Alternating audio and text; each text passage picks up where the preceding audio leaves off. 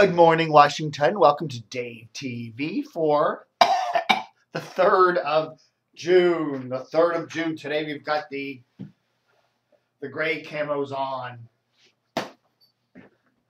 Camo cutoffs because it's going to be a hot one, according to the Capital Weather Hype gang. So say you bought a condo or an apartment, you bought a condo or a house or something in 2007 for $230,000. And then in 2014, you sold it for $80,000. Would that be a good deal? Would that be good?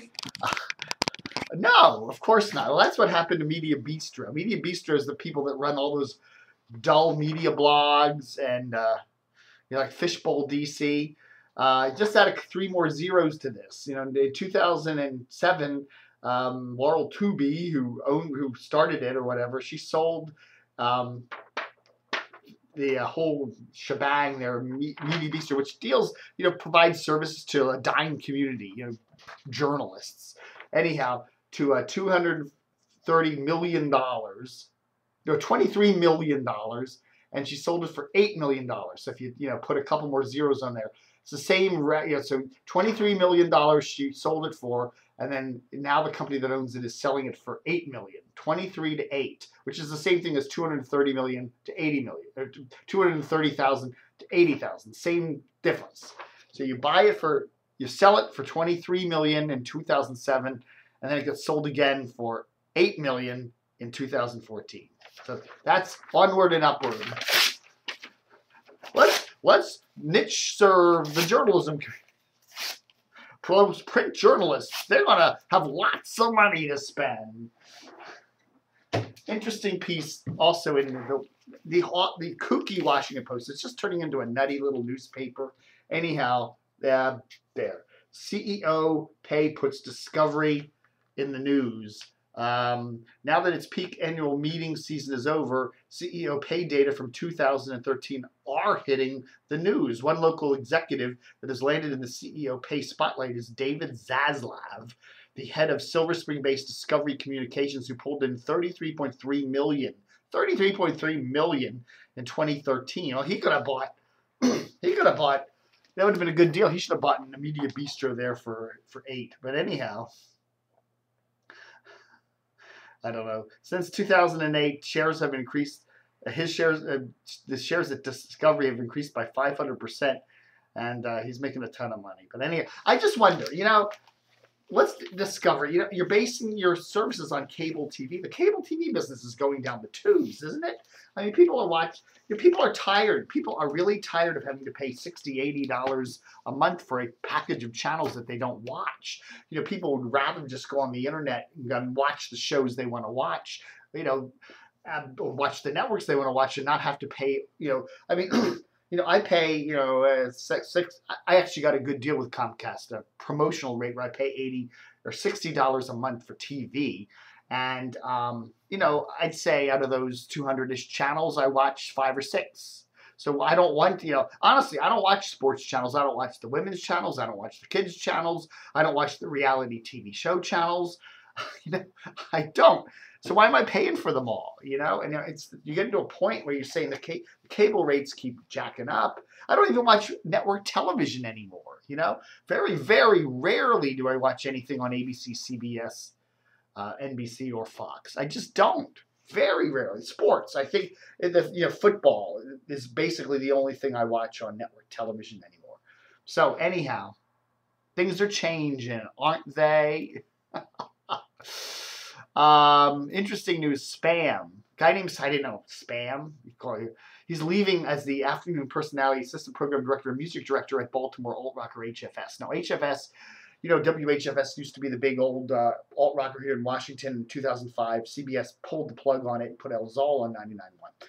And over the years, there's been other incarnations of it, mainly in Baltimore. And the latest incarnation was HFS on a 250 watt, which is pretty wimpy, but at least it covered inside the Baltimore Beltway, signal on 97.5. Well, CBS had to do, they're releasing that transmitter from some religious organization, and somehow the religious organization wanted the signal back again or whatever. So a couple months ago, 97.5 flipped back to religion, and HFS had to move over to 104.9, which is out of the White Marsh area up there northeast of Baltimore with a lot less power. It's like 10 watts. So nobody can hear them anymore. So basically their ratings have plunged. They used to come in around 25th or maybe 28th place in the ratings when they were on 97.5. Now they're lucky if they can hit 40th place, So I guess they're just basically getting rid of everybody. I don't know. Emily Miller. I don't get what's going on at Channel 5. Channel 5 is owned by Fox, right? But Channel 5 is one of the things that's always made them strong in the Washington market is this is not a conservative market. And they've always kept their local news separate from Fox. The identity's been separate, but now they're kind of merging that.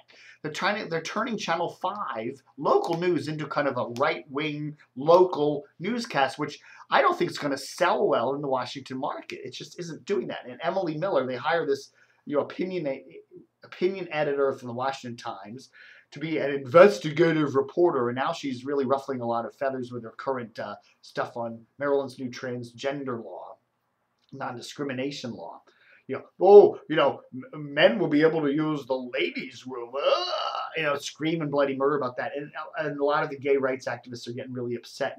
And a lot of the people at Channel 5 are getting upset from what I'm hearing about this whole thing. And they don't like being, being turned into kind of a righty network. It's going to be interesting to see what happens if Sinclair ever takes over Channel 7. Because if you think Fox is right-wing, Sinclair is even more right-wing than that. And this is a very left-leaning market. So I don't know. Be interesting to see what's going on with there. But I think Channel 5 is good. It's helping the ratings. Yes, Channel 5. What's going on at Channel 5 is helping the ratings at Channel 4.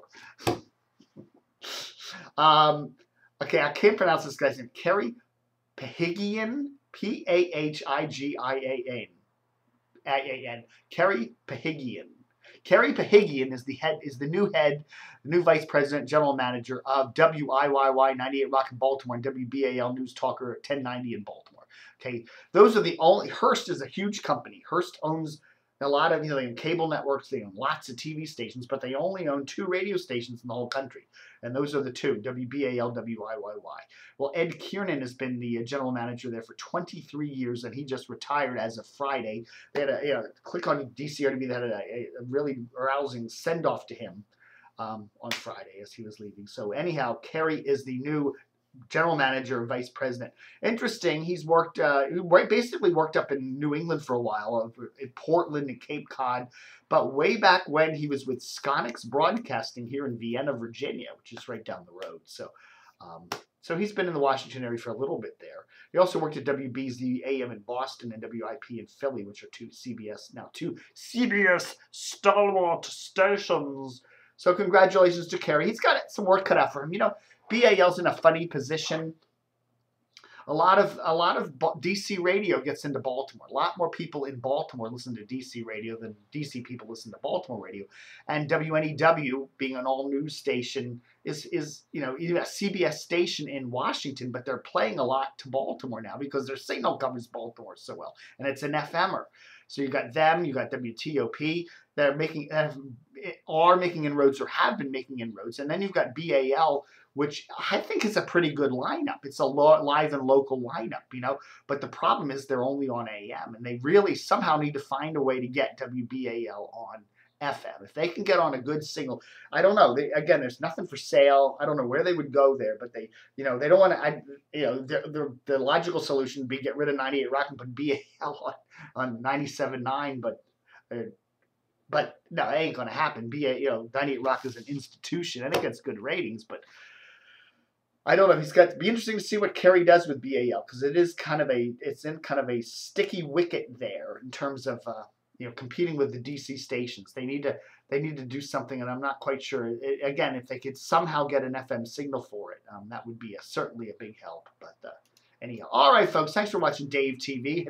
Hitting close to the 10-minute mark. I keep telling myself, keep these short, and I keep dragging them on. And whatever. Don't forget, help support the website. $29 gets you a year of DCRTV Plus, and if you mention it, I'll give you 2 years. Okay, that deal ended as of the end of May, but if somebody says, "Hey, can I still get the deal?" Sure, why not? All right, folks. Thanks for watching Dave TV for the 3rd of June, 2014. Book Dan O.